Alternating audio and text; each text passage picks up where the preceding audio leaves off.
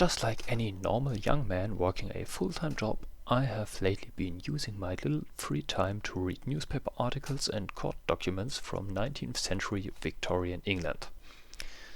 It's a great and fulfilling hobby. And today I want to talk about how absolutely wild the media environment at the time was. Okay, so today's video will take place in what is called the Victorian period, which ranged from 1837 to 1901. This era is characterized by the industrialization and its results, namely mass production, mass poverty, a complete lack of sanitation, and an insanely crude era where anything remotely connected to an indecent topic was an absolute no-go. Or at least that is what you would think. Because when you take a deeper look at the era, the picture it paints is quite different.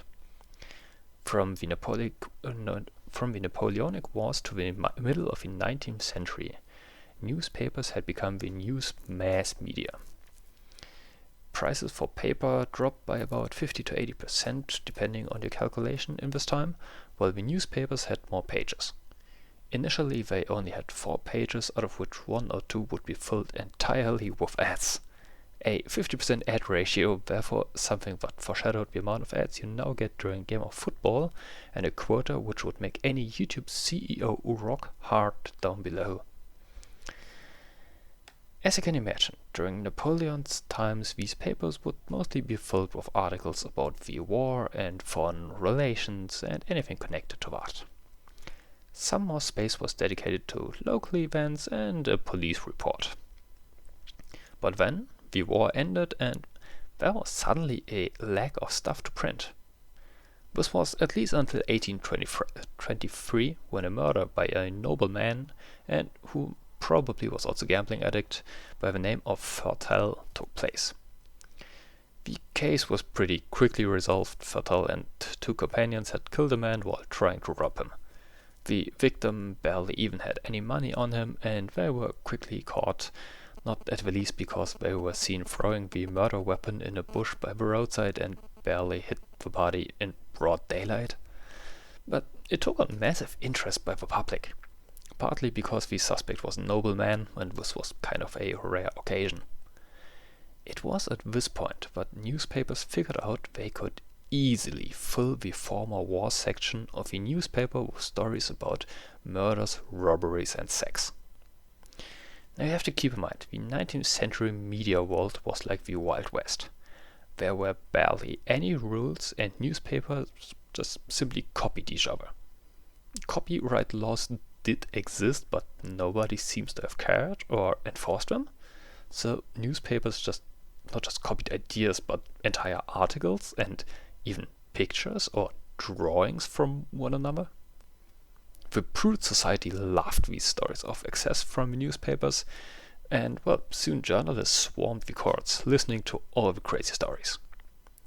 The hunger for completely unhinged articles resulted in all sorts of weird shit being printed. Entire testimonies, sentences, proceedings, and most importantly, medical examinations were printed. In one case, the medical exam of a poisoned victim was printed out by virtually all newspapers. Some observers remarked that this was basically a step-to-step guide on how to poison somebody, and anybody could read it in the newspaper now. But despite, or specifically because of that, probably it sold like crazy. In other cases, this resulted in mobs and riots. In London, a noble couple was tried for beating and mistreating their servant. Amongst other things, the lady forced her to eat her.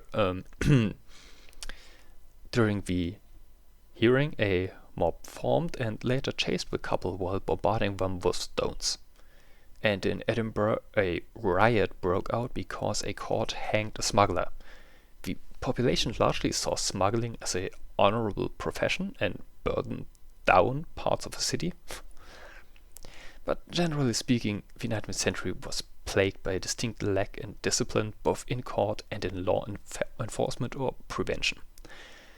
This incompetency allowed people like Jack the Ripper to escape whilst making for great headline stories. In the example of a murdered couple by the name Palmer, for example, the coffins of the deceased couple was brought into court during session and opened up. Mr. Palmer's body was in a lead-lined coffin, which trapped all sorts of gases and smells. His face looked horribly deformed and his body was extremely swollen from the gases. The foul smell had also been trapped inside the coffin for the entire time, therefore a stinking odor, bad enough to knock people unconscious, filled the room. All of the jurors either fainted or started vomiting, making a pretty great story for the newspapers. The courtroom also became unusable and had to be painted and restored for weeks. Utter incompetency, as well as opening up coffins of murder victims if it might help the trial, were unfortunately routine procedures. So you can imagine the press having a heyday with these cases. Prominent murder cases could be followed to the letter in public newspapers, with all sorts of testimonies, examinations and errors becoming public. People would literally go to a pub in the evening to have a drink and listen to these stories. Someone would often read the newspaper out loud for everybody to follow along while having a drink. And in stories like the Palmer murders, it reads like a fan fiction of stupidity too. One of the judges was accused and tried because he privately tried to gather evidence on the accused person. One of the prime suspects was presented with the evidence that he was said to own a horse named Strychnine, like the poison. The horse was said to behave in a weird manner too, which was alleged proof of his guilt. They tried to hang the guy because of his horse's name. Well, naturally, stuff like this was accompanied by a ceaseless amount of speculation. Made-up accusations and confessions and just media bullshit in general was flowing out non-stop. During the trial, half the country could read along every detail and everybody could be a private detective themselves. With endless amount of rumors, nobody knew what was true anyway, so guessing who was guilty must have been a great game to pass some time. So, meeting up with your friends and speculating about who was the murder case suspect in the most recent one was pretty much a normal thing to do on your off time. And this was not just confined to some specific portion of the society. This ranged pretty much from the lowest classes until the highest. Everybody was in on this fun. So this was pretty much the norm for like the entire country. Anyway, that's it for today. Thank you for listening.